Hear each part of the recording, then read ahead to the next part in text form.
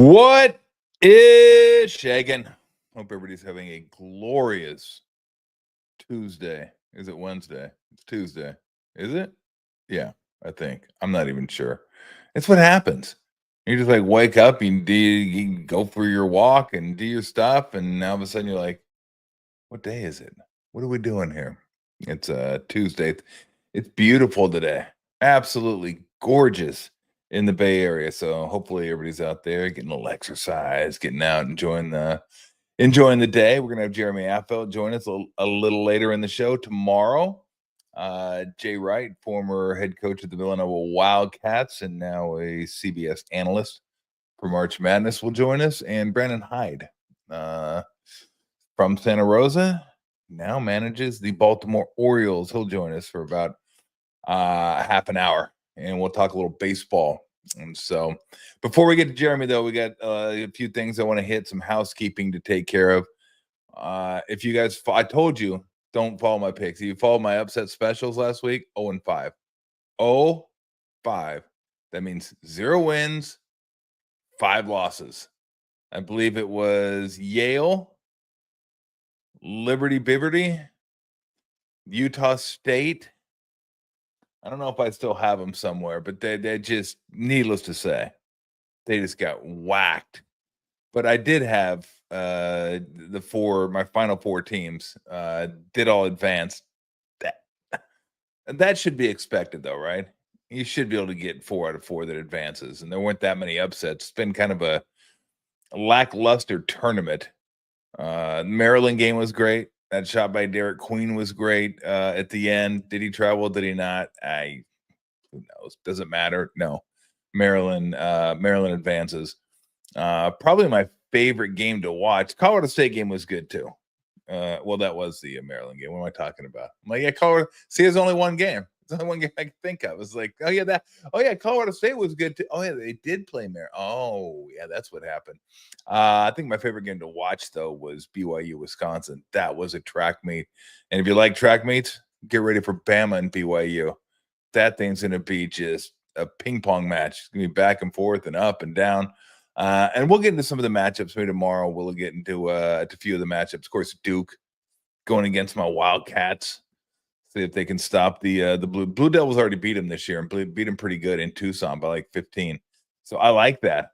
I like the fact Arizona already took one on the chin against the Blue Devils. I mean, Blue Devils are really, really good. They can shoot it. They can handle. They defend. I mean, they're an elite defensive team. And you have the best player in the tournament. I mean, Cooper Flagg's just a flat stud. So, we'll see. We'll see how that goes down. But all the higher seeds, like even your double-digit seed, Arkansas is not really a Cinderella. It's all the big conferences, right? And that's I kind of missed that in the first round. We had McNeese State against Clemson. Other than that, was there another like really big upset? I have to go through all my scores to find out, see what happened in the first round. But man, you get to the second round now, it's all chalk at this point. So, there were some good games though, but there were some bad. Florida, Connecticut, UConn. That was a pretty good game. I did enjoy that one. Kentucky whacked Illinois. Bama whacked St. Mary's. Unfortunately, just couldn't keep him in front of him. Bama was too athletic for him, and then just too good. And I thought St. Mary's played well, but man, it's a bad time to go into a shooting slump. They could not shoot the ball from 3 to save their lives. Really, literally. Maroscus, who had a really, really good year for him. I'm going to check this out because I want to make sure I get this right. He really struggled.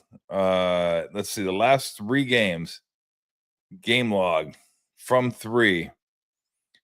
He was 1 for 11 from 3.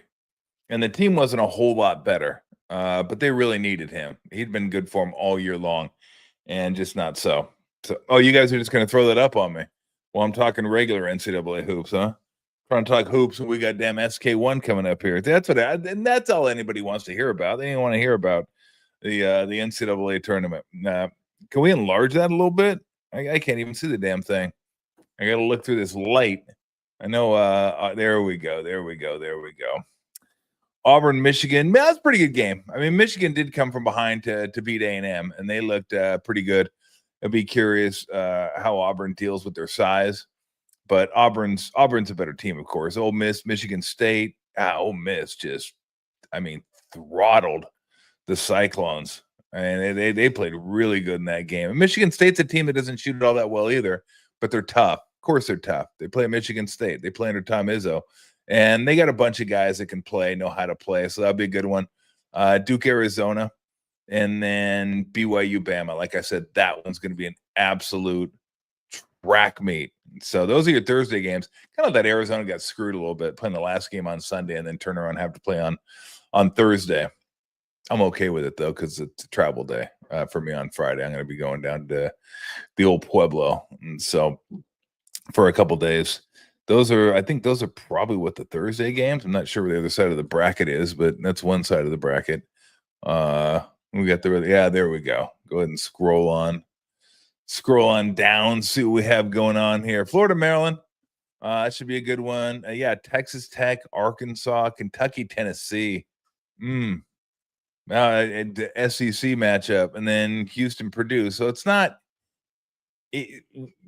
like, where's that, that 12 seed, that 11 seed, and again, Arkansas is a 10 seed, but Calipari, and they probably got some NBA caliber players on the team, at least athletically. And so this is like, I wonder what like for the Sweet 16 round, if you add up all the seeds, what's the lowest number ever with 16 teams to go?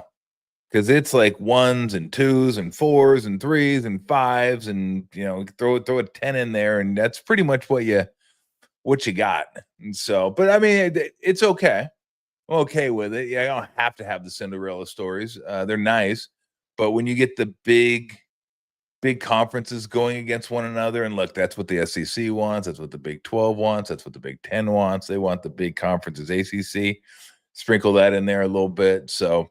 Anyway, all right, let's get to the bracket you guys really care about, the SK1, the Serial Killer Invitational, and we'll go through it. We're getting to the big boys now. We did have an upset, though. We had Jeffrey Dahmer, of course, just hammering Sam. You guys didn't know who Sammy Little was. A little underappreciated, I thought, but I mean, Jeffrey Dahmer just ran away with that one. Zodiac, hometown kid. Of course, takes it over Jack the Ripper across the pond. Yeah, that was always a given. And 9s always beat 8s anyway. This was the one that was surprising. Edmund Kemper taking down Gary Ridgway. I don't think Gary Ridgway got his due in this thing. And this guy's a bad dude. And like, he did all his stuff in a pretty compacted period of time. Like, it just, I just got through watching a special, and he was part of it. That's just, all these guys are sickos. It's hard differentiating one from the other, but that guy, and Kemper is the guy, I think anybody who watched Mindhunter probably found out about Kemper on Mindhunter and voted for him. But that was narrow. I mean, Kemper, apparently in the NCAA tournament and the Serial Killer Invitational, the 12s move on. I mean, just something about the 12s that you can't stop them. Robert Lee Yates, Gacy, that was never in doubt. I mean, come on. I mean, 130 to 14. That's all he got was 14 votes. I mean, Gacy killed more people than that. Then Yates got votes. I mean, that's of course you saw that one coming. Night Stalker takes down the Hillside Stranglers. Battle for Southern California, won by the Night Stalker. Berkowitz takes down Warnos. Those are 6 moves on there. Dennis Rader, BTK. Takes out the Golden State Killer, 82-37, and then Bundy crushes Chase. So now we're moving on, though, to the big boys. We got BTK versus Ted Bundy. That's a battle. I mean, I don't even know who to. I guess Bundy's still got to be favored, but I mean, BTK guy was around forever. The only reason he got caught is because he's an idiot.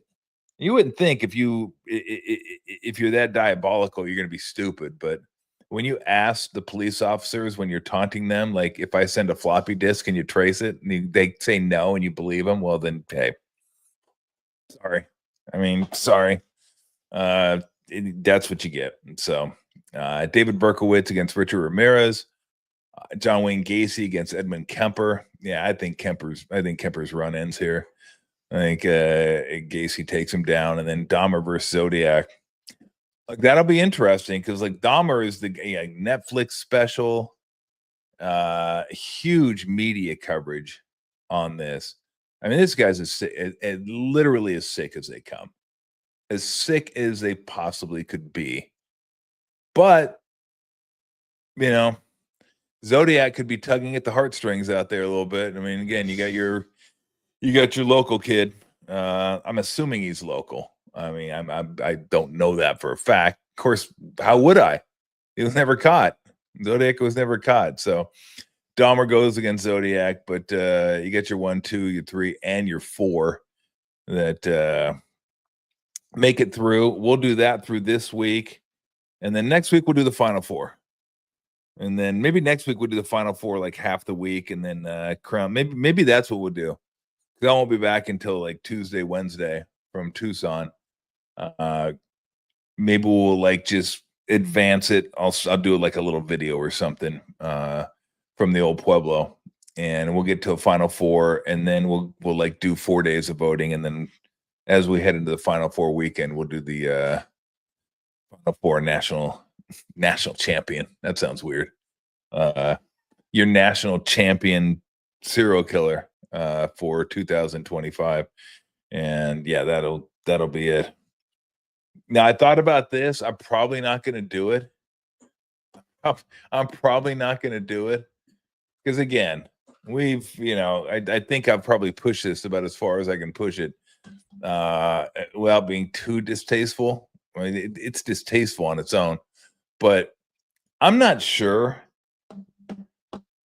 I might, but I might not. Like I was thinking of, probably not. I was thinking of NCAA tournament has one shining moment. What song could I have to end this? I'm like, no, let's not do that. That might be a little. I can't sing anyway. But one killing moment. No, that's just not going to work. So we're not gonna do that. No, see, he even asked, "Are you going to play one shining moment?" Not one magic moment. It's one shining moment. No, I can't sing that song anyway. Everybody loves it at the end of the tournament. Like one shine. I'm like, no, go. So now the winner's gonna get executed. That's what'll happen. Not unfortunately. Fortunately, most of them have been executed. Dahmer executed. Gacy executed. Did Ramirez get executed? I'm not sure if he got executed or not. I know he was at San Quentin for a while. He might have gotten executed. Rader's still alive. I know that. Bundy executed. So Bundy's gone. Like they all should be. Ramirez natural causes. I know he was married in prison. That's always interesting. Can you imagine going home to your family? Hey, I got engaged. Congratulations to who? Richard Ramirez. Yeah, the guy with the pentagram. That dude. Look, I got a pentagram too. Aren't you so happy for me? Oh God. Look at the ring he got me. It's human skin. Like, how do you even tell your parents? Like, can you even tell your parents that? You can't tell your parents that, can you? I got engaged to who? The Night Stalker.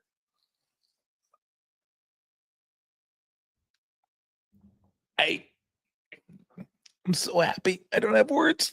God. I mean, that's one you just can't. Like, I'm sorry. I think at that point, as much as I'd love not my siblings, but my daughter and my son, be my daughter, I just have to say, we might be done. That might be it. Richard Ramirez. It's amazing how many of these people, like these women that want to be with them, correspond with them in that like way. Like I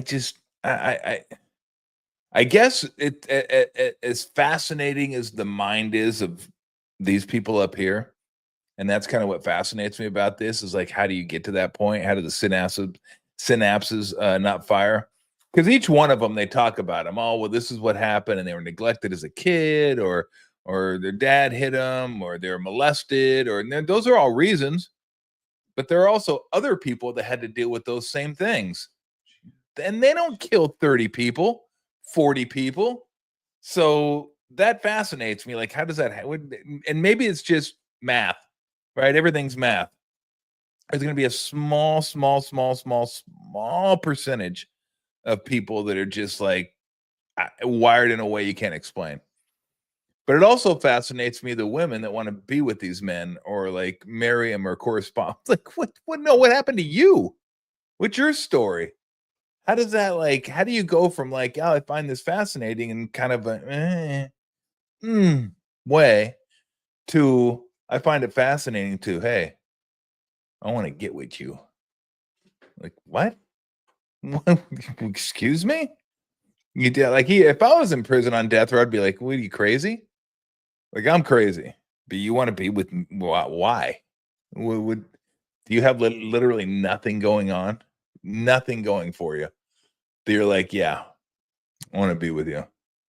I just looked up the word conjugal. I want to be with you. Like, all right, let's get matching pentagrams. It'll be sweet. So there we go. We'll go final. I got the evil 8, and then we get the fiendish 4. We haven't come up with anything for the finals. That's just going to have to do the final countdown, the final murder, the final whatever it is. So Jeremy Affeldt is going to join us in 10. A couple of things I wanted to get to before I get to that. A couple of stories I was reading today. Just the one, Doc Rivers. Doc Rivers feels like it's unfair that he gets blamed for the 3-1 losses. He's lost 3. I don't even know why this came up. But like, he's lost 3 series in which he had a 3-1 lead. I think twice with the Clippers, one with the Magic against the Pistons. I actually called that series. That's the famous one where Tracy McGrady, after taking a 3-1 lead, said, "It's great to be in the second round." Bro, you're not in the second round. You need one more win. Unfortunately for him and the Magic, that win never came. Never came, and I don't even think Tracy McGrady ever went to the second round of the playoffs. I'd have to double check that, but yeah, maybe wait till you get there. But anyway, Doc said that he doesn't get credit for getting the 3-1 lead. Excuse me? You want credit for taking a 3-1 lead? Like, look, it is what it is. You lost the series. Your team's lost the series. No one wants to hear about the excuses. No one wants to hear who was tired. No one wants to hear that you were an 8 seed, which they were, to be fair, in Orlando. But no one wants to hear that stuff. All they know is you were up 3-1, you lost. And you did it 3 times. That's it. The record books speak for themselves. You don't need to justify it. You don't need to say, hey, I did some good stuff too. I did. And then no one cares. No one cares. They just know that you're up 3-1 and your team's lost, and you've done it multiple times. It's like, I know he said he didn't care. I didn't. When I was reading through the article, I didn't know where this came from. I'm gonna have to maybe do a little more digging. Like, why would somebody ask about this? When did it come up? Why did he feel it necessary to respond? I have no idea. And even if it was like it did come up, kind of like, why? Just say, yeah, it's in the past, nothing I can do about it. That's part of my coaching legacy, and move on. And nothing I can do. But I don't need to. I don't need to justify how good of a coach I am. Like, I think sometimes he feels like the need to justify, like, hey, I'm good, and I got the ring, and no one cares. Like, they really don't. I'm not sure what that's up. Doc Rivers going to be up on there too. Doc Rivers going to be up on our SK. Oh, that's the article. Yeah, I don't. Is that the question you receive? Okay, it's just a weird question this time of year. I mean, he said at the beginning, it is what it is. It's part of my legacy. He should have just left it at that. Just like leave it and move on. Like, nothing I can do about it. I'm moving on now. Nothing to see here. Let's keep moving. But to say I don't get credit for the, getting the 3 wins, like, well, Who has ever gotten credit for winning 3 games in a playoff series unless it was best of 5? I mean, have we gone over everybody's coaching career and go, hey, he got 3 wins in this series. Good job. Vontae cookie. Here, have a cookie. You want some milk too to go with it? Good job. I'm gonna give a little pat. Good job, buddy. You got 3. Then you need to get 4. That's when you get the credit for moving on. They don't have they have for coaches, what's your record in playoff series? I don't think they have a stat for coaches that says how many times have you got to 3 wins. They don't have that stat because that stat isn't there. Another thing, and this was about a week or so ago, Utah Jazz got fined $100,000 for resting players, basically tanking. They've been tanking all year. The Jazz haven't tried since the get-go. Jazz have been like, hey, we're not going anywhere. Let's see if we can get Cooper Flag. And I don't blame him. And the whole tanking thing is overblown to me. Because let me ask any casual NBA fan out there who will watch an out-of-market game, not a Warrior game, but watch a good game, like a Celtics Cavaliers game or a Thunder, don't you pull that out of the wall, Lou, like a Thunder Rockets game or a Thunder Nuggets game or a Nuggets Lakers game or whatever, just a good NBA game. Really, your framing sucks right now. Who cares about the Wizards? Who cares about the Jazz? Who cares about the Pelicans except maybe when Zion's playing? And nobody cares about the Hornets. Even people in Charlotte don't care about why is this such a big deal? Of course people are going to try to get the number 1 pick. You'd be negligent if you didn't. Yeah, we have 15 wins now. Let's see if we can win the last 8 and knock ourselves out of playoff positioning. Or lottery positioning. It makes no sense. Makes no sense whatsoever. I mean, we already came out with the goofy play-in game. That keeps enough teams involved. They're not going to get down to the bottom, so they might as well keep on trying to see if they can get to a play-in game. But the whole tanking thing is, I just don't care. Because I don't care that Philly isn't playing their guys at the end of the year. I don't watch them anyway. They don't interest me.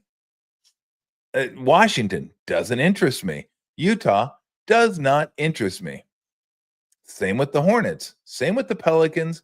Zero interest whatsoever. So when people are all in an uproar about tanking, if I'm a fan of one of those teams, damn right, you better fucking tank. We can start winning now. Are you crazy? No. So that one to me was everybody's like, oh, they're tanking. They got tanking. No, they don't have a tanking problem. It's always existed in the NBA. You just got to learn to deal with it, period. And then the last one was I saw Mickey Moniak got cut from the Angels today. And it's a weird thing happened to JD Davis with the Giants. And one thing I'm going to miss, though, is when Mickey Moniak does something good, like hits a home run or something. And Mark Gubicza, the color analyst for the Angels, goes, oh, Mickey, you're so fine. Gooby. I was like, I know. I'm 59. That's why I know that song. Okay. I don't think anybody else knows that song. Oh, Mickey, you're so fine. What was that? Tony Basil, I think it was. I had some Basil last night. Basil's good stuff. Or Basil 40. That's good too. But he got cut, and he receives $133,000. He was getting paid $2 million. Here's the thing, though. He won an arbitration case. And you win the arbitration case, it's not guaranteed now. So they can cut you. I think they got to pay you 45 days of salary, which came out to about 1/6 of what he would have made. Somewhere around there, 1/5, 1/6, something like that. And for those people who are like, oh, that's not fair. That's BS. I remember we talked about that when JD Davis of the Giants got cut because he won his arbitration case for $6 million, and then they cut him and moved him along. And I can't get too up in arms about this because really here's what it's designed to do. It's designed for the teams to have more control over the fringe players, hoping that the fringe players will take what they offer them. Now, if you want to roll the dice and go to arbitration, if you win arbitration, that just gives them more incentive to cut you now. and they don't owe you anything but the 45 days. That's what that's all about. That's all about. So I believe we have, I want to ask Jeremy Affeldt about this, who, good friend of mine we've had on for years and years and years. I'm sure Jeremy is live at the brewery having his beer.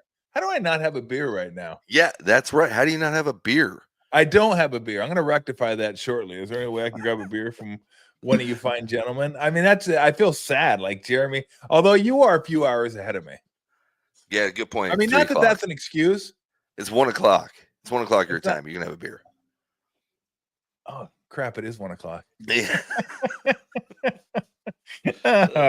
Now, it's, I was almost going to wear my free roam shirt. That'd have been a little odd if we both would have been wearing it. Yeah, it's one of the great logos. It's an incredible logo. Now, unfortunately, because I live so far away from the brewery, I don't get to enjoy the beer as much as I get to enjoy the logo. But well, you know, there is this thing called UPS. Throw some in a box. Yeah, that's what I need to get in trouble. California, if you ship anything there, you probably get arrested. You know, can send it. They'll come get you. Mm-hmm. Where can you ship to? Because I know it's different for different breweries. Even out here, they have different states that they can ship to. What kind of legislation do they have out there in Texas? I can ship to there's 20 different states, I think, that I can ship to, but I got to have a distribution. So what I've done is I've stayed in house, and we use FinTech to distribute around here a little bit, but I don't do any major distributing because I basically make you come to my brewery. That's how I do it. Well, maybe we're gonna have to do that one of these days. Yeah, you do it. They show up. They said, "Hey, we can't get your beer, so we came in from San Francisco." I'm like, "That's the gig." Nice, and nice. Well, you can send me one of those lids, though. I can. I need to too. You can send me a lid. I don't think you're gonna get in trouble for that. No, that's a sweet lid. Yeah, my wife makes them. Her shop. Yeah, she has a shop across the street called Gunpowder and Cabernet. Her two favorite things, gunpowder and wine. And all it is that like a good combo? Yeah. I mean, is it a good combo? I'm not sure that's a good combo. Yeah. Yeah, but it's all it is a retail store. So it's just unisex. So she just kind of did it like that, where she does hats, shirts, she designs her own stuff. So it's great for me because if people like a hat, or they'll run over and she has different hats, and they'll be like, yeah, I just want the Free Roam logo on that color hat. So people come in with random hats all the time, or they'll do a nice shirt. It's a really cool deal. She does that for everybody that comes in. So, so she can make them real easy. I'll make some stuff up. I got to be in San Francisco in April, so I'll bring some over. Oh, nice. Absolutely. I'll definitely wear that when I'm doing the pod. I wanted to ask you, by the way, for those that don't know, we're talking to Jeremy Affeldt, 3-time World Series champion with the San Francisco Giants. I'm pulling this kind of out of my ass because I don't remember precisely, but I'm going to say, how many years did you play? I'm going to go 13. I wanted to say 12, but I want to say 13 sounds better. I don't know why, but I'm going to go 13-year Major League. Close, career. 14. Missed it by one. 14, God dang it. Yeah, I knew it was a long one, man. I mean, you got to look at that though. And I know you're one of these guys that you just keep moving. You're not too much into looking behind you and all that kind of stuff. You're just kind of like, okay, what are we doing? What are we doing next? But when you stop and reflect every once in a while, you're just like, 14-year MLB career. I mean, that winning the championships, incredible. Everybody wants that. But I mean, just the longevity to be able to stay in the game for 14 years. It's not a lot of guys that can do that. That's, that got to make you smile when you think about it every now and again and go, that's something to be proud of. Yeah, it is. What I came to realize on that is it's not always, because I mean, it wasn't like I had a 2.5 ERA right through 14 years. I had a 3.9. I had some really rough years starting. Plus, I was in Kansas City, where your strike zone's the size of a freaking paper plate when you pitch for them because you're supposed to suck, right? So, so you kind of had some rough years, but I just stayed healthy. It was like one of those deals where I feel like there's been so much talent in the game, and unfortunately, guys can't stay healthy enough to stay in the game. Yeah. Like, but there are some great talent. I just was fortunate enough to stay healthy. I didn't have any major injuries. I continued to kind of try to reinvent myself a little bit. Every 4 years, I'd change up my fastball, or I'd change my arm slot, or I'd change my breaking ball, or I just tried to do different things. And then once I got to San Francisco, I just simplified it.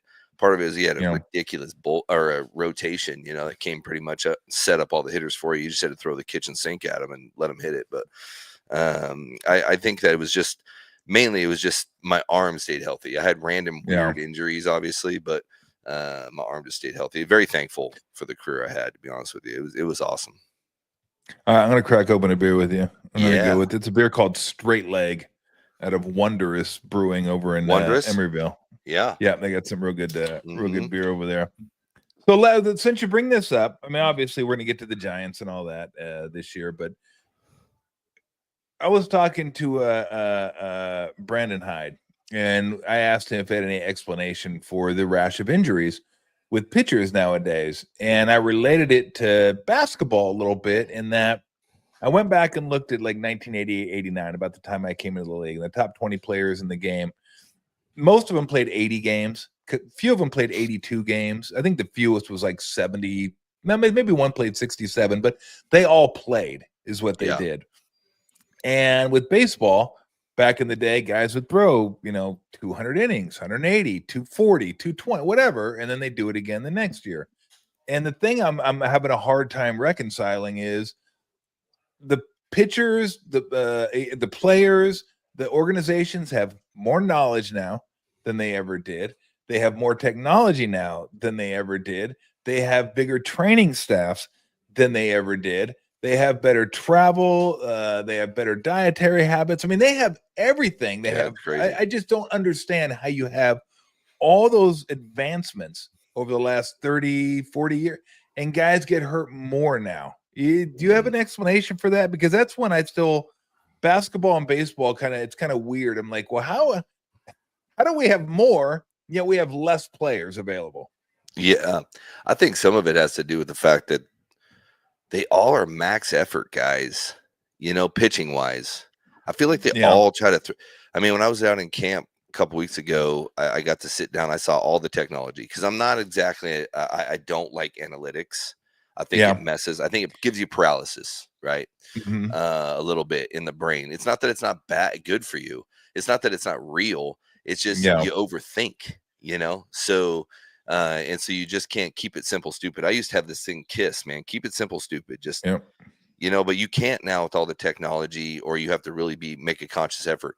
So they have everything.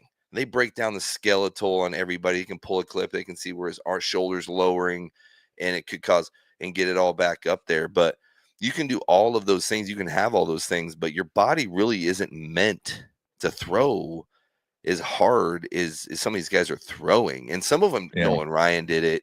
Like, you had some guys that threw hard back in the day. Bob Gibson did it. You had guys that threw hard. Seaver did it. Drop and drive guys. You had guys that threw hard. Even in my era, you had guys that threw hard, but not everybody.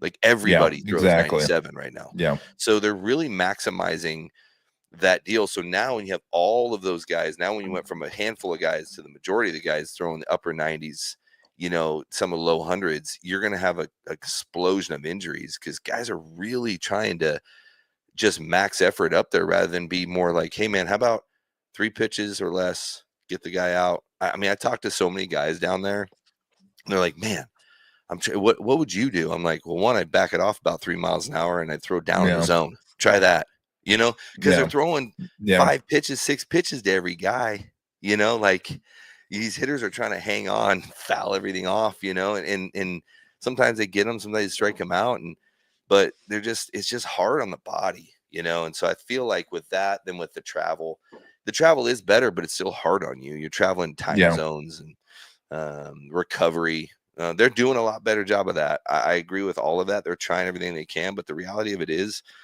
you're just maxing out these athletes, but they're maxing out every day, so it's pretty tough on the body, I think. Yeah.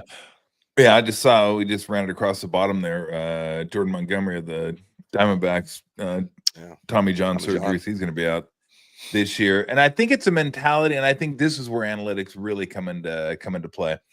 because, and I've talked about the game isn't quite as fun as it has been in the past. Like, I know I'm the old guy, like, right, get off my lawn type guy, but I'm like the game was different when I was growing up. It's like, you did bunt, you did hit and run. Guys were more athletic. There was just more going on. There were more balls in play, and nobody wants balls in play anymore. They want to, take that out of the equation. Let's have a walk, a strikeout, or you hit it over the wall. Don't try to hit it. Don't try to move guys around the base, all that kind of stuff. But I think teams look at it from this standpoint. They're like, hey, we got bullpen guys. We can blow through these guys who all throw 97, 98. So just you max out, get us to the 6th inning, and then we'll go from there. We're not even going to ask you to go 180, 200, 210 innings because we have guys that can, like, we're paying 900,000, million, 1,500,000. A few of them are getting pretty good bucks. But if those guys go, then we'll just keep getting more of those. But in the process, I think what's happening to these pitchers is mentally, a lot of them are thinking, okay, 6, I'm good. Maybe even 5, I'm good. 6, I'm good. They don't have to fight through like, hey, let me get to 8, let me get to 9. Like Logan Webb has that. Logan Webb's like old school that way. Like, hey, I want to finish this game. And I think that happens. But I also think the arm gets conditioned. Like, the arm probably gets fatigued after 100 pitches now because it's not used to going 120, not used to going 125 because everybody's worried, well, if we tax them, they may get hurt.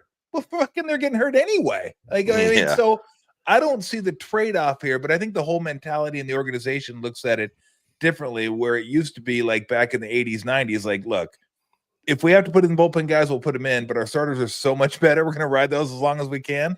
Now the bullpen is so much better, and we're asking the starters less, and it's just, I don't know. But I think that hurts a little bit as well.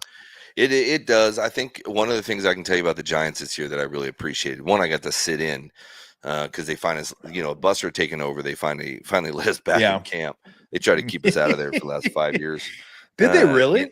Oh yeah, they didn't bring us in. They didn't want us in there. Really?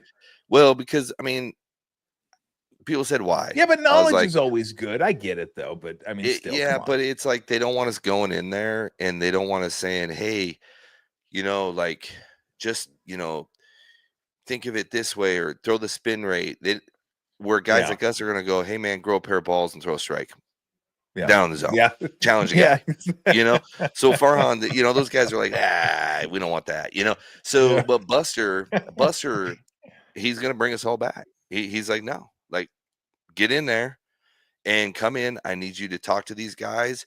Like, I don't tell them how to pitch. I don't tell them arm slot. I talk to them about the mental side of the game. They have pitching coaches. I just wanted to talk to them about how I thought of the game, how we had a lot of fun. You guys are so analytical. Even talking to these guys, talking analytics. These kids that have been brought through, they're talking analytically, and I would just stare at them. This one kid was saying something. I know you love your analytics. And I looked at him. I said, I have no idea what you just said. All I know is you need to throw that sinker at the bottom of the zone 7, 5, 6, 7 out of 10 times. Move it, pound him in, and get him to hit the ball on the ground. Ball stays in the ballpark, less run score. That's all I know. And I'm telling you, your sinker's good enough. Stay down there. Because I try to simplify it for them, because they actually try to make it difficult to explain their situation. I'm like, what? So, but Buster's done a good job of bringing both and. I did appreciate some of the analytical guys, because they're funny. They got some funny guys on the Giants. They've got, great guys. And they broke it down they were kind of, hey man, we're not all about the numbers. Nerds. But the numbers help us understand the situation, but it's not all about the numbers. But then Buster, man, they just watching the board, Melvin and his crew back there, I mean, they were going situational hitting. The way they were grading players every day, they graded them every day, and they had a whole system on how they did it. I kind of was starting to figure it out near the end of my time there, and I appreciate that they're working on situational hitting.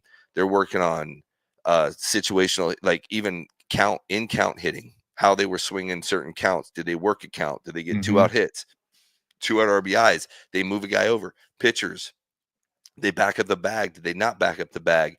Did they move around? Did they work counts? I mean, that for me gave me hope, because I'm like, now we're playing the game. We're not just Yeah. out there just doing analytics and say, go out there and give your best. Now we're playing the game of baseball and just talking. And they let Rags back in. Rags has been brought back in the fold, and he's, that guy's like a savant when it comes to pitching. Yeah. So just like talking to that guy and everybody's kind of on that same page of like, just got to convince these guys to pound the zone. First pitch strikes, get ahead. And the statistics are there, and they're doing a lot better. I got a lot of hope for them this year. I really do, which more than I had before I came in there. Well, that's the thing. You want to make analytics seem like they're not analytics. So you're not always like thinking about numbers. You can go out there and play. Like one of my least favorite things in baseball is between batters, you'll show the infield. What do? Let me get my card. Okay. Oh, yeah, dude. And then they take like a half a step to the right. I'm like, well, you know what? If you were paying attention and watching the game, you might have actually known how your pitcher pitches, where he's pitching, what the scouting report is, and where this guy likes to hit the like. I think we're losing some of that too. Is like it's not really instinct because that either you have or you don't, but just a feel for the game. Because we're taking away all the need for the feel of the game. They're telling you like what to swing, like which you should swing at, swing with max effort. But they're also like, okay, here's where you play in the field.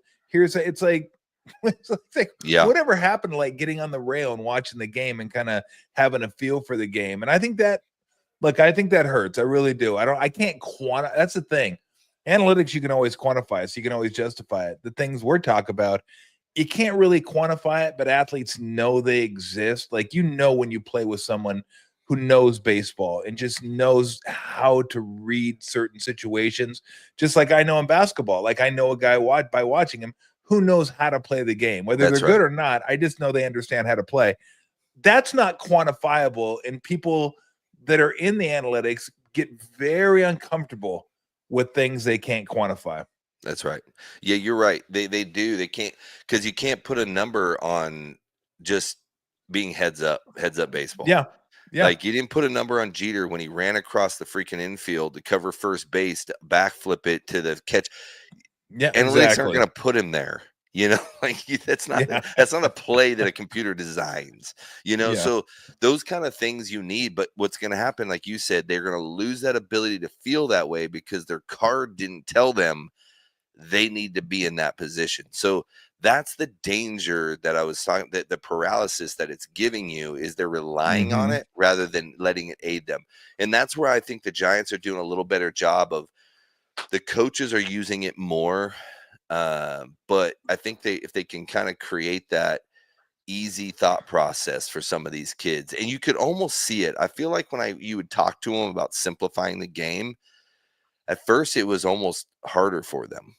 Like if you simplify it, it's more difficult. They want to, talk it out, and it's like, man, slow the brain down a little bit, and that's and I get it. In some ways, they're so far one way, unfortunately, where you got to try to figure it out. And I think that's where Buster and that crew and Melvin and his crew have to all figure it out. But because they've been so far into this, you can't take it all away now. If you take it all away, they'll implode. Because then the players will be like, it'll be like getting the bends. You go up too fast. Their brain will just blow up, like they wouldn't. So you can't fully take it away. But I went down, hung with some of the minor league coaches too, and talked to them, and they're trying to kind of, hey man, because my biggest thing is like, okay, when you're throwing a bullpen, you got whatever that tracker they got the whole, all the it's the golf one, whatever the golf simulator type tracker thing is. I know what you're talking about. Yeah. So they got those out there, right? On every bullpen, everywhere, and a TV out there, and they'll throw a pitch and they'll look at the screen. They didn't even see where the pitch went. These guys are throwing pitches, and before it hits the glove, they're looking at the TV screen to look at spin rate, angle, and it's like, wait a minute. When you're out on that mound and it's hitting the fan out there and you're facing Ohtani with freaking runners on first and second, you don't have a TV screen telling you your spin rate. What do you feel? Like, what do you feel like you need to do? You got to feel it. You got to feel like, hey, what is my fastball feeling like? How do I make adjustment pitch to pitch by how I feel? I don't have a screen over there. So it's a really hard dynamic. And so I think they're trying to figure out how to get guys to feel it, understand what they're feeling, almost say what they're feeling, how they're going to fix it, make the adjustment, and then look at the screen and tell me if you made the adjustment. That's coaching. Yeah. That's using, like you said, the basically the analytics to coach them, not to live and die on. And I think that's what they're really trying to do right now. And I think it's working, because the camp that I saw, that pitching is pretty dang good, and their position players are great, and their situational hitting is phenomenal. And I think I'm expecting big things, whether it happens or not. I'm expecting better than I was before I went into camp from this team. Oh, okay. Well, give me the reason for the optimism. One, I have never seen a hitting approach like I saw. Like, I mean, they've got guys with power, they've got guys with speed, but they've got guys that are willing to work counts.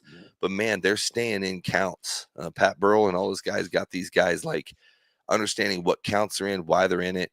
Matt Williams, all the guys at defense, the way they're trying to teach these guys to defense wins, and the pitchability, back there. I mean, they're really trying to utilize these pitchers, and I feel like, with Verlander and Ray, their stuff, they were looking pretty good. The only thing that I worry about, I mean, it's their health, right? That's what it's going to come down to, the health on those two guys. But they've got it. They know what they're doing out there, and they've got these. So you have Logan Webb, who's obviously a number one potential all-star every single year.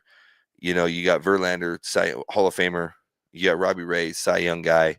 Those three guys know how to pitch, and then you've got the last two guys. You got Hicks, who is like great stuff, like phenomenal stuff. He just needs to figure it out. But 97 power sinker should be able to dominate, and follow Logan Webb. And then you got the fifth guy, you got Birdsong or Root, whatever they want, but they're learning from these other three guys. So you have a little bit of that veteran rookie mentality.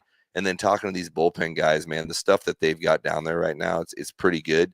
It's just honing them in and getting them to believe in themselves a little bit. But in closeout games, the seal up games, they need to seal up. But I think they'll have enough to seal up. So I think they just have a lot of energy and one pitcher told me, I said, what is it different? What is different between this year and last year?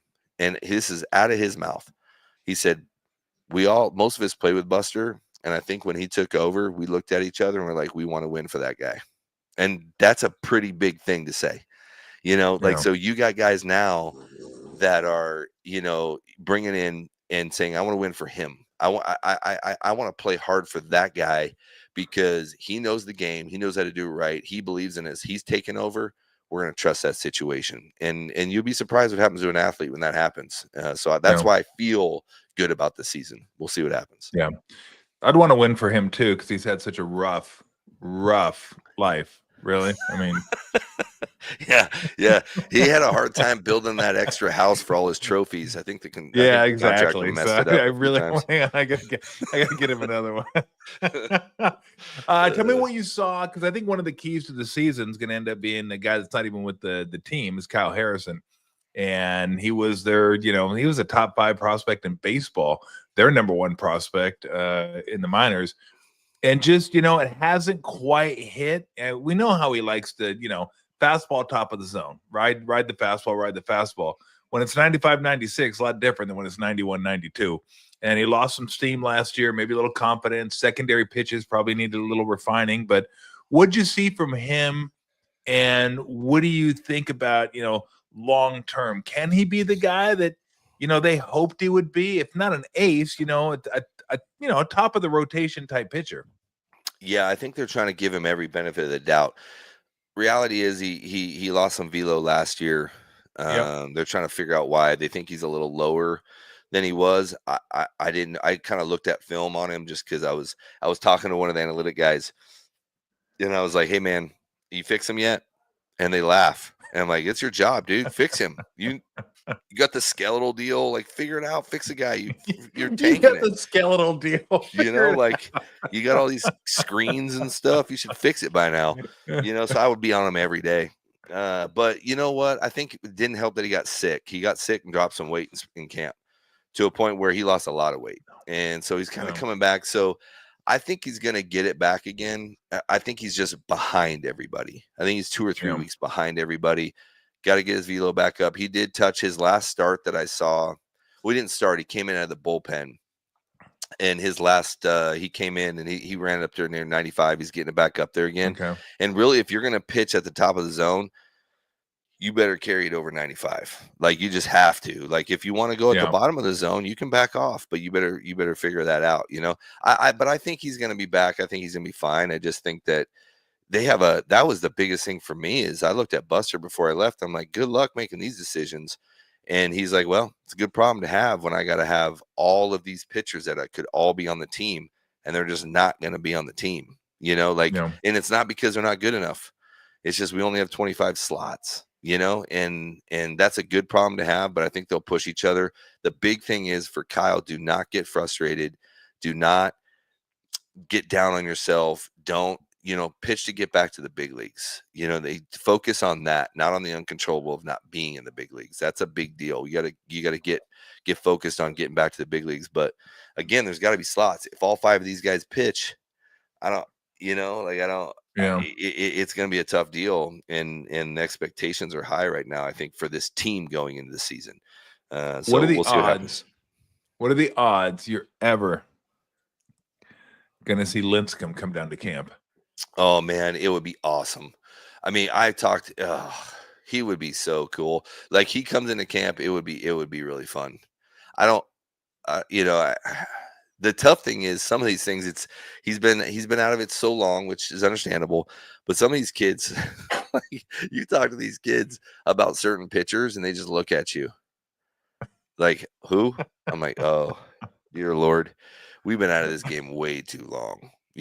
So some of that, but man, bringing him back and just being in camp and having a good time with some of these guys would be really, really fun. It'd be very important. I just want him, honestly, not even camp. I'd love for him just to come back to the ballpark, just come show up for a little bit, and show. I mean, we love him. He's loved.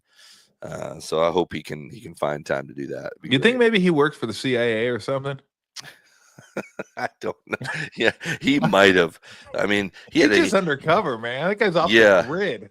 Yeah, he just dove. I know some of the guys got to him. Where are we at? We were at the reunion. He didn't come, and some guys just went to his house, knocked on the door, and just walked in. Like, bro, they just hung out with him, So it's fine.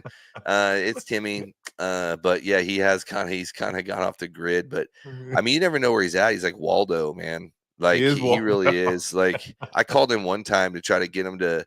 I'm like, where you at? He's like, Japan. Okay. Like, what are you doing? He's like, oddly, I'm watching a baseball game. I'm like, what?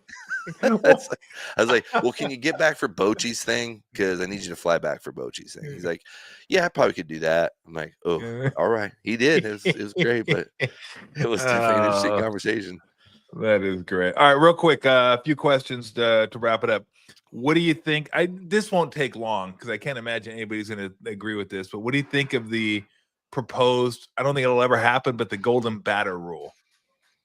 Oh man, where you get to pick a guy or something? What's the rule? Yeah, you're like, you like in the 9th inning, 8th, whatever, you get to pick a guy out of order and just put him back up at the plate. Yeah, great. I just hit him in the ribs. You wasted that one. Put him on first. It's like, I mean, you're gonna put. Oh, you can hit him again. That'd be amazing. Just be like, hey, you gotta put him up there. I'm just gonna. Oh, that's who you're gonna pick to win. I'm just gonna hit him next guy. You'd be the first guy ever to hit the same guy twice in a minute. I definitely would do. I could see doing that for sure. Oh, that is great. All right, former pitcher, what do you think about the robo-ump? Don't like it because it is the whole base. The game is based on life isn't fair. How are you going to get yourself out of it? You're going to get a strike called. You're going to get a ball called. You're going to have a count go your way. You're not going to have a count go your way. It's a chess match, and it's on human error. We all make it. It's what the game's been built on. It's fine. I mean, I watched it a little bit in camp. You could challenge it. I watched it, and some of these things, catchers know it. It's like, no, I'm gonna check that one. You missed it, and they'd be right a lot. Sometimes they'd be right, but some of these. But then it was like, man, it's really close. And the way these guys are like taking a pitch because it's like a half an inch outside, swing the bat. It's part of the game. Throw the ball, hit the ball, field the ball. Quit nitpicking. You're not paid to walk. So I don't Remember like when how it they're used to be fun to get a hit? Hey, I want to get a hit. If Yeah, it's now close it's to the fun strike to. zone, I'm going to swing at it because I want to hit the ball. Yeah, I want to swing. Remember, what's his face? The catcher used to stand up when he freaking caught Yogi Berra. Yogi Berra used to stand. Remember those old clips? He's like standing up. I mean, because the concept is like, hey, just throw it up in this area and we're gonna hit it. So you getting all nitpicky, but now you got guys that you walk a guy and he bat flips you and throws his little shoe guard off and dubs a 360. It's like, oh god, here we go. So big accomplishment. Help my OPS. There we go. Got it up there. Okay, this is mine. This hasn't been proposed, but I would propose it. So baseball has gone to kind of NBA, NHL style schedule now, where it's balanced. You're going to play everybody from the opposing league once. You may play them their place. You may play them your place. You'll just alternate. Fewer games in your division, and then I think everybody plays the same amount in their league, whether it be National League or American League. So my proposal is now ditch the American League and National League awards. Make them one award, one MVP, one Cy Young, whatever award you're going to give. Just like it'd be dumb if we give an Eastern Conference, Western Conference NBA MVP. Like it's one now. Everything's the same. The umpires are the same. Everyone's got the same similar schedule. Let's just go one MVP. What do you think? I don't mind that because you are breaking it up now. I mean, I looked at the schedule and you're playing the Houston and the Yankees like right out the gate. They're in the American League, so they're not even staying National League, American League. I don't mind that. I kind of think that's Cy Young should be the best pitcher in the game. Yep. Period. Yep. The best MVP, yep. the best player in the game. Period. So especially if you're going to go even, I like that. I think it's important.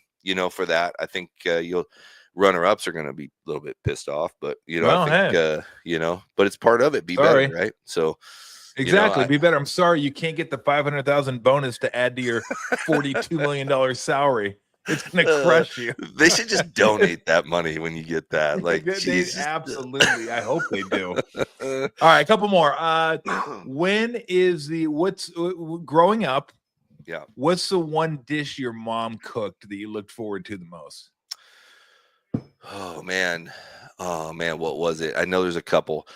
Her enchilada. I didn't even like enchiladas as a kid. I loved her enchiladas. So enchiladas and her homemade mac and cheese were probably my two favorite things I couldn't wait for. In fact, I have that recipe on the homemade mac and cheese still, and I make it for the boys. Yep. Wow. Yeah, I loved it. Yeah. That's it is definitely not healthy. I looked at my mother and I'm like, this is a reason why we have high cholesterol in the family, because you make stuff like this, but I'm making it for my boys. Mac and cheese isn't supposed to be healthy. Yeah, it's definitely I'm sorry, that's not the way you're supposed to get down with mac and cheese. Yeah. It's supposed to be unhealthy. Okay, growing up, what was the most trouble you got into from your parents, and what punishment did you receive for it? Trouble. I got to think of what I got. I got in some weird trouble. Yeah, no, that shocks me. Yeah. This is no joke. I know it's going to sound like a weird story because, your dad walked 100 miles in his bare feet up a hill in snowstorm, but we were in Washington and my dad and I got into it. And I was probably, I think it was my sophomore, junior year. It's a little power struggle, like you all have with your dad. Your son is just a power struggle. You're like 15, 16? Yep. Total line with him. Okay. And it got into it with him, and him and I got into a little bit of a shoving match. It was in the early 90s. You can do that now without getting arrested, right? Back then. Exactly. Yeah. Or you have a book written about you, one or the other. Yeah. So we got into it a little bit, and I remember I'm like, I said, and he's like, you think this is your house? And I was like, basically trying to do the pecking order deal. Yeah. And my dad was like, you forget whose house this is. And I'm like, well, it's obviously my house. I live here too. He's like, oh, it's your house. Yeah. And so he's like, okay. So he threw me out. I said, I don't care. So he threw me. I said, go. I said, fine. I'll make it on my own. He's like, yeah, go for it. So, wow. I didn't have a car yet. I started to go walk because I didn't have a car. And I tried to, and it was in the winter, snow. Try to grab my bike because I'm like, well, it's not going to work real well. But my dad's like, oh no, I paid for that bike. That's my bike. You didn't pay for that. So I said, fine. So I left it and I started walking. And my dad goes, what are you doing? My shoes. I paid for those shoes. No, shut up. My Swear shoes? to God. He goes, I paid for those shoes. Lord. Those are my shoes. You can take whatever you bought since you think you're the big man. Take it with you. So I took the shoes off and threw it at him. And he goes, I ain't done yet. Those are my socks. I paid for them. I had to go down to my socks. And my dad said, and the only reason you're keeping your shorts and your t-shirt on right now, because I was in the house, he's like, is because I'm halfway feeling bad for you. But go. And I walked all the way to my friend's house, a mile in my bare feet in the snow. I swear to God, in the snow. Wow. And I sat at their house and I did. My dad literally, I had to spend the night. My dad didn't have me back. And then I went back the next day and apologized. And he's like, all right, so you get two choices: respect my rules or start paying rent and buy your own stuff. I respected him. So easy choice. Yeah, I went with that. Easy choice. Yeah. I got a lot of trouble. It's funny that that's your story, because I remember when, and I used to catch a whooping every once in a while. I know that shocks everybody that's listening to me. But I forget how old I was. Like I didn't get them when I was younger. I did, but they didn't stop. Like I got one when I was probably like 15. When I was 15, I got a spanking. So my dad was spanking me, and I was like 50. I was like, I've had enough of this bullshit, man. I've just had enough. So I kind of rose up and like grabbed his shirt, and I'll never forget the look in his face. The look in his face was like, did you really do that? Yeah. And I immediately regretted it. Like, I wish I would have just taken the extra 2 swats and just like sucked it up and just go, you know what? Let's just go. But I just felt like, okay, because I was bigger than him, although he wasn't small. He was like 6'2", probably 220, boxed a little bit in the Navy. So he's a tough dude. Yeah. And he just put me in a wrestling term, put me in a small package, like one hand just, and I was like, and it was like, whap, whap. And I could feel like, I was like, you know what? They weren't going to be that hard until you screwed this up. And I just I just kind of went limp. I just go, okay, I'm just going to take this and get it over. Yeah, the energy level was like, way up on the spanking. Fighting is useless at that point. I was like, what did I do? I think that might have been the last one I got too. But yeah, like back then it was different, because dads are just like, And my dad always told me too, he goes, look, you may be bigger than me, boy, and you may be stronger than me, but I'll always have a 2x4. Yes, that's right. I was like, all right, good tip. I get where you're coming from on that. No, I always say that with my son. He's 6'5", he's 250, strong. He threw up 330 the other day on the bench. Oh man. And I just looked over at my wife and I'm like, I'm gonna have to cheat, honey. If I have to do it, I'm gonna have to cheat. I'm gonna cheat. I'm gonna kick him right in the nads. I'm just gonna have to do it. Like, I don't really know what else I can do. He's too strong. I mean, that kid. I'm gonna do it. Yeah, I'm gonna have to do it. Like, I was like, but he's an awesome kid. I'll never have to do that. But I was just like, dude, they're just strong kids. And I had another ex-teammate, Jason Grimsley, looked at him and said, hey man, just always remember this: your dad doesn't think, you will. So whenever you go at your dad, remember, he doesn't think. You're going to think right before you're going to want to do something to him. You're going to be like, this is my dad. Your dad's not going to think, no, because he loves you too much to think, buddy. So don't ever go at your dad. But man, it's amazing. I've towed the line with my oldest son only a couple times. He was pouting one time after a football game, and I just got tired of it. And we towed a line a little bit, and he went right at me, and he's nose to nose. And I'm like, do it. Go ahead. But you better end it. And it was so funny. He's sitting there and he's looking at me, and he starts to kind of get a little teared up because he knows he's gone too far. Right. And I'm just staring at him. And my little wife, she's like 5'3". She like gets right in the middle between us. And she says, you over there, you over there. And we both looked at each other, and we looked down at her, and we're like, yes, ma'am. And we just both split up, and we just went to our corners, and then we hung out. We talked it out after, but it's those things, like, it happens, right? Like, my son's never gone too far. I just did, it's sad. But I was messing with my dad one time, because we both watch boxing, and I love watching boxing. So I just saying, like, I was doing the bob and weave around. I'm like, come on, we had boxing gloves. I go, look, come on, let's put on the gloves. Let's go. And he goes, no, I'm not gonna put on the gloves with you. I'm not gonna do it. I go, oh, chicken? Bark, bark, bark. Chicken. Okay, come on. He goes, no, I'm not gonna put on the gloves with you. He goes, so finally he'd had enough. And he goes, all right, let's put on the gloves. So we go in the backyard. We had a patio back there, and we were inside the patio. We both put on the gloves. I'm like dancing around, thinking I'm Muhammad Ali. Snap a jab out there, snap a jab. And he comes in, and I swear he comes in and he ducks, and he swung this left hook, and it missed me by about a millimeter, but I could smell it as it went by my nose, and I just took the gloves off.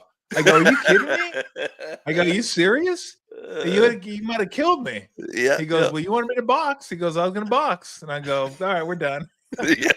Never asked me to box again. I was like, Mom, this joker's out here trying to kill me. You kidding me? Yeah. Great adventure, Dad. Thanks. Cool. You got to be kidding me. All right, before we let you go, last one. Worst fashion choice you've ever made? Worst fashion choice? In a Kansas City Royals uniform, you can find it. I went with the freaking Justin Timberlake blonde tips. Pretty upsetting when you see it. It's a bad deal. Like, my son found it and he put it as a screensaver. I mean, it is not good. I had the tips, the tipped out deals, like spiked hair with the little frosted. I had the tips. spiked hair too in the blonde. I didn't go tips, so I went straight frosted platinum. tips. It's not good. It was not good, tips. Dude. Oh man, in a Royals uniform, it just was bad all the way around. We're trying to see if we could find it to find a shot of it right here. I'm telling you, apparently it is so bad. It says scrub the frosted tips. So I'm hoping they did. I'm hoping that it is not good. But you weren't the only one. That was kind of a thing back then. It was, but then when you look back on it, I'm like, oh yeah. Man, it's just not a good deal. But I tell my sons all the time, they come out in their outfits, and I'm like, I promise you, in 20 years, you're gonna look back and you're gonna be like, I'm an idiot. I'm an idiot, and so just know it's gonna happen if you keep wearing that outfit. And they're like, oh no. And now they got this thing called drip. Oh, it's drip, Dad. I'm like, drip. I don't even get it. I don't know what drip means, but I know that looks stupid. But if you want to wear it, go ahead. And they're like, it's drip. I'm wearing it. I'm like, it's okay, drip. I don't even know. I'm like, oh man, I'm getting old. I don't even know. So am I. So am I. They do the Warrior games are like fit or drip. I'm like, I don't even know what it. I'm like, what are you talking about? Can't they just say good or bad or yay or nay or something simple like that? We got to go drip. Exactly. I feel like I need a younger person's thesaurus. So I'm like, okay, that's what that means. Yeah, drip. Got it. That's what that means. It's bling or something. Hey, brother, always appreciate you coming on. Hopefully we can do it throughout the course of the season a little bit. I always love talking to you. And when you come out in April, hit me up. We'll go out and go out and grab a beer and get a chance to see each other. Yeah, let's do it. Awesome, man. How's the brewery doing? Still doing really good? Oh man, we're killing it. That's great. Yeah, we're having our best year yet. It's been great. Super awesome, super fun. So we're still selling Dodger tears. No, we should there's do not it. A lot of tears going on. No. Right now it's Dodger Smiles. We actually don't want to make good beer for the Dodgers. We want to make bad beer for the Dodgers. But you don't want to do that. Oh, that's a cool place. They're showing it to me on the screen here. Oh yeah, that is. The beer garden is the best thing about it. I thought it was going to be more like a industrial look, which is kind of the most of the craft breweries are in these warehouse type deals. But back behind there is sharp. Yeah, back behind there is 7,500 square foot. I got a flatbed. You see, that's an old beer garden. That's not the new one. But we got a 1955 flatbed delivery truck from Fort Hood that I pulled in there and dropped and put a stage on it. So everybody that plays on the stage plays on a flatbed truck. It's awesome. It's super. We're gonna have to get out there and do a live show. That's it. Oh, it's killer, man. To go there. Yeah, I got hit a couple people up in Texas. I'll hit you up. I'll hit Brent Jones up. He's over in Dallas, that's sharp. Yeah, let's definitely do that. And we'll talk occasionally throughout the course of the season. I always love the conversation. You've always been good to us when I was on the show, so I appreciate that. And I have a good time talking to you. So let's talk a little baseball this year if we can. Heck yeah, anytime, man. Let me know. Thanks, Jeremy. Appreciate it, man. All right, man. All right, guys. All right, man. Have a great day. All right. Yep. Jeremy Affeldt, everybody. He's one of the greatest storytellers that I've run across doing the show for almost 30 years. And some guys are just really good storytellers. Like we had Dave Fleming on yesterday, great storyteller. And a lot of, it's funny because a lot of the guys I have on are good storytellers. Brett Jones, Steve Young, Steve Kerr, who we haven't had on yet, but we'll have on at some point. But that to me is fun. It just is. And I just love listening to Jeremy's stories and about the Giants. And we'll have him on this year talking a little Giants baseball. So, all right, we're going to get on out of here. We gave you your updated Serial Killer Invitational. We did Jeremy Affeldt. We hit a few other topics. And again, that one's over. We started. You got the Evil 8 now for the Serial Killer Invitation. There I am. How's that look? How is that look? Wow. I don't know what's whiter, my hair or my arm. I mean, my arm is pretty white. But, yeah, that was the Billy Idol look, the Rebel Yell look right there. Look at that. Number 39. 39. A dumb number. 39. Like I was Larry Zonka.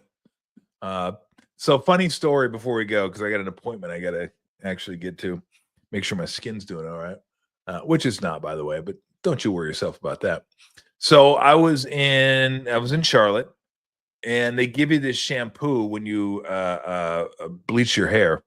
It's like purple shampoo, and it's supposed to keep it like white and looking bleachy, whatever. So I used the shampoo, and it freaking turned my hair purple. My hair was purple. Like purple. I wasn't in Berkeley, and this isn't like 2020. So it's like purple hair just ain't flying in Charlotte. Trust me on that one. So I didn't even know I had purple hair. I was like, did the whole shower thing, had my own shampoo, got out of the shower. And one of my teammates, I forget who it was walking into the shower. I was walking out of the shower. He goes, "Bro, you got fucking purple hair. What's up with your fucking hair?" And I was like, "What is he talking about?" And then I went to the mirror and I go, "Holy shit, I have purple hair." I had to cut it off. I had to just shave it. Like I'm not going to show up with purple hair. Like the blonde I liked. Purple was a little much. Although it did go with the Charlotte Hornet color scheme. I think they had purple in their scheme. So, yeah. The one thing I would recommend to younger players who like to mess around with their hair a little bit is if you're losing or not playing at all, don't do it. Coaches don't think it's funny. They just don't. I remember I got a haircut when I was down in LA when I was playing for the Warriors, but I wasn't playing because I wasn't playing well. And Nelly was not happy with me. If you're playing well, go ahead and do whatever you want with your hair. If you're not playing well, then probably don't go out there and get like your favorite cut. Like, am I sharp? No, you're not. You're not playing. You're playing like shit. You don't show up with like a brand new haircut that's like kind of a funky looking haircut. So anyway, all right, we're gonna get on out of here. Tomorrow we'll have Jay Wright, former Wildcat, Villanova Wildcat, 2-time champion. We'll have him on to join us, and he'll join us tomorrow. And Brandon Hyde is going to join us as well. Actually, we recorded Brandon Hyde. Cool dude, too. Really nice guy from Santa Rosa. So it's really fun to talk to Brandon Hyde. So I'll have a little basketball for you tomorrow. We'll have a little baseball for you tomorrow. And then we'll be off Thursday, Friday. Could be off Monday, Tuesday, possibly. We'll kind of look at it next week. Again, I got to go to Tucson for some family stuff. So I'll be gone over the weekend. So everybody have a great night. Enjoy the weather. Get out. Get some exercise. Get a sweat going. It's nice out there. Man, go sit outside at a beer garden, have a beer, or just hang out with a friend and have a conversation. Talking to people, not texting, talking to people. Get out and actually talk to somebody. Might be kind of fun. Who knows? May strike up a conversation with somebody and make a new friend. Oh, not a new friend. A new friend. How about that? All right, we are out of here. Thank you to Daniel. Thank you to Max. Appreciate it. Great job as always. And thank you to Lou for trying to sneak in the picture wherever she could. Up here, over here, sneaking over around there. You know why? It's almost 2. And she's like, "Let's go, pal. I can't do it myself." If I could, I'd go open the fridge, but I can't. So I need your help. So can you help me? Can you help a brother out? Thank you. I appreciate that. See you tomorrow. Out.